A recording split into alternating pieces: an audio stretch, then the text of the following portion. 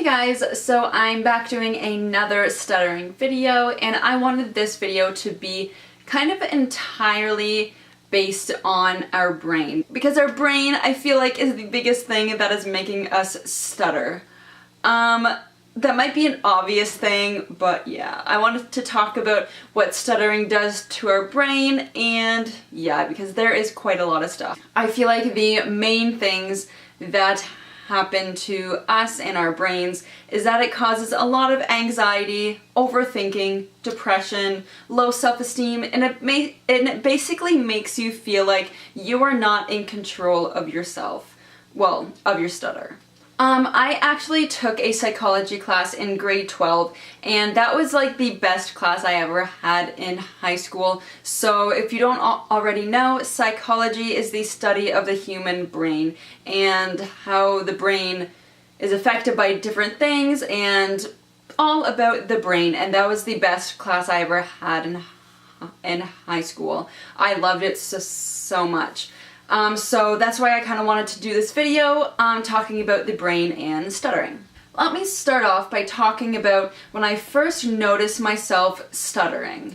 And that was when I was probably, let's say, like 8 years old, 8 to like 10 years old. I remember noticing that I couldn't really say the word snow. I noticed that whenever I said snow, there was a break between the S and the N, and I couldn't make it flow together, like snow. Like, I can do that if I'm really focusing on doing that. But when I'm just in normal conversation, I can't say the word snow together. After noticing that and realizing that that's kind of weird, I tended not to say the word snow for a long time because I was kind of embarrassed and frustrated at myself that I just couldn't say that word. After that, I started noticing myself doing that mistake to other words. Obviously, that started to make me very frustrated. And then that frustration turned into me telling myself that I should not be saying those words because it was embarrassing and frustrating. I feel like that was probably the start of the whole anxiety thing, because from then on, whenever I had to say one of the words that I had a hard time with, I got a lot of anxiety. So I just really avoided saying those words, even at that age. At this current stage of my life, I feel like my stutter affects 80% of my thoughts. Every time I go out in public, I think about what I'm gonna have to say and who I'm going to have to say it to. I try and analyze and plan out exactly what I'm gonna have to say, and if there's a word that I have to say that I have trouble with, or that like I know I'm going to stutter on, I will try and think of a way to change that word. Having these thoughts go through my brain every single time I walk out that front door of my house, it causes a ton of stress and anxiety in my brain. But what you might be thinking is, then why don't you just stop thinking about all that stuff? Like, stop thinking about if you're going to stutter and what words you're going to stutter on. Why don't I just stop thinking about that? Well, I would if I could. The key sentence right there is I would if I could. Having a stutter or speech impediment almost makes you feel like you have no control over anything. You almost feel in control by your stutter.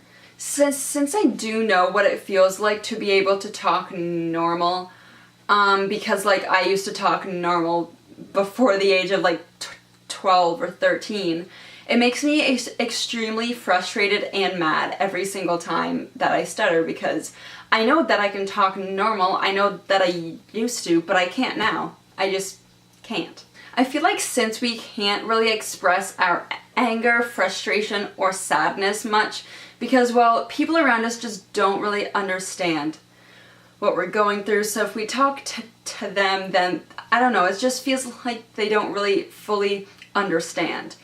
And we can't really, like, cry about it because we all know that crying will not make it better at all. So for me at least, I just really contain all of my emotions most of the time. I don't let them out. And let's say I did let out all of my anger uncontrollably, everything in front of me right now would be destroyed because that's how much anger and frustration is built up.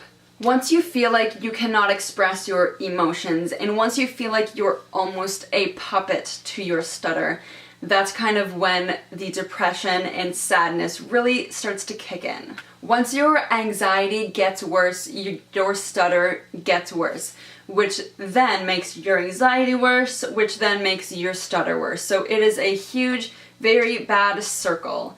And I have tried in the past to try and really figure out what makes me anxious in those situations. And I try and use some techniques to take that anxiety down a level. And they do work. Those techniques do work in the moment, but in the long run, we still do have all that anxiety towards situations and we have all that fear. It never really does go away. Since about 90%, I feel like, of our life is communication, like talking verbally to somebody, and you can't do that. It really, really almost like destroys you. It makes you feel just so bad and jealous of other people because they can talk with no problem whatsoever. I could probably talk for so long about this subject and I could do some more research and make another video about this, but I really wanted to talk about what my stutter has done to my brain and how I feel about that. I wrote down like a huge page about all of this and everything. So if you would like to see me do another video, maybe I'll do a little bit more research and see what like scientists say about what stuttering does to our brain, then I can do that. This video was more like what happens to my brain with my stutter. If you guys can relate to this, leave a comment below. I hope that you guys have a great day, and I will see you Tuesday for a live stream. Bye.